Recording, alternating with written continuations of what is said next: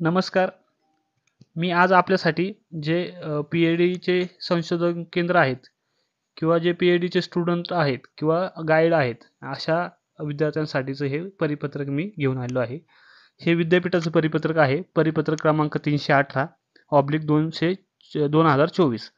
तर जे संशोधन केंद्र असेल किंवा संशोधक मार्गदर्शन असेल, शीर्षक बदल करणे किंवा नवीन सहमार्गदर्शन घेणे किंवा रद्द करणे, पुन्हा नोंदणी, मुदतवाढ प्रवेश रद्द करणे इत्यादी सुविधा ह्या ऑनलाईन पद्धतीने करण्याबाबतचं हे परिपत्रक आहे.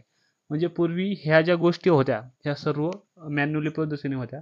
आता ह्या सर्व तुम्हाला पद्धती ह्या ऑनलाईन पद्धतीने तुमच्या पी-एच-डी ट्रॅकिंगमधून उपलब्ध होतील.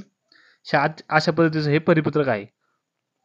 आता ज्या विद्यार्थ्यांना समजा त्यांचा प्रवेश रद्द करायचा आहे किंवा त्यांची नोंदणी पुन्हा करायची, मुदतवाढ घ्यायची असेल किंवा त्यांचं नावात टायटलमध्ये बदल करायचा असेल किंवा नवीन सहमार्गदर्शक घ्यायचा असेल किंवा संशोधन मार्गदर्शक बदल गाईड त्यांना जर बदल करायचा असेल, अशा बाबतच्या ह्या सर्व गोष्टींचा ह्याच्यातला हा प्रक्रिया ही सर्व विद्यापीठाने ऑनलाईन केली आहे.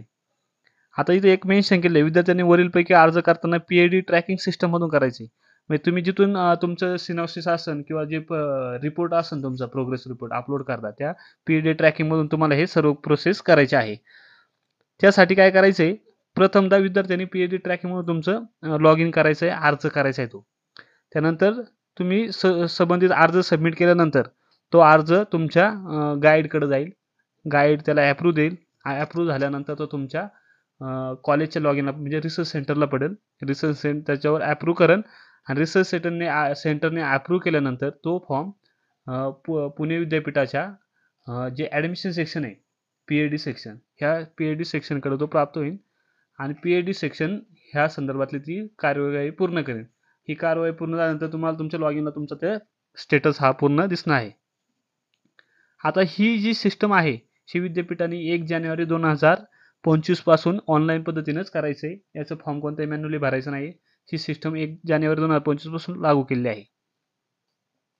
अशा पद्धतीचं हे सर्व परिपत्रक आहे. हे परिपत्रक 31 डिसेंबर 2024 आहे. हे तुमच्या निदर्शनास घेऊन आलेलो आहे मी.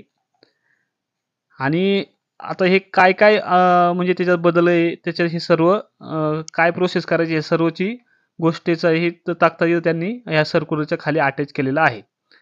अशा पद्धतीचे हे सर्क्युलर मी तुम्हाला नवीन जे असन विद्यापीठाचे हे तुमच्या माहितीसाठी घेऊन येत असतो. तर हे असे हे परिपत्रक किंवा तुमचे पी-एच-डीच्या संदर्भात असू, तुमचे विविध सर्टिफिकेट प्रमाणपत्र असू किंवा अनेक इतर कोणत्याही माहिती असेल, ह्या माहितींचे व्हिडिओ मी नक्की आपल्या चॅनलवरती टाकत असतो. अशा पद्धतीचे व्हिडिओ पाहण्यासाठी आणि अशी माहिती मिळवण्यासाठी आपल्या चॅनल नक्की सबस्क्राईब करा. आणि ज्या गरजू विद्यार्थी आहेत, जे गरजू शिक्षक आहेत, जे गरजू रिसर्च संस्था आहेत, अशा संस्थांपर्यंत नक्की पोच करा. धन्यवाद.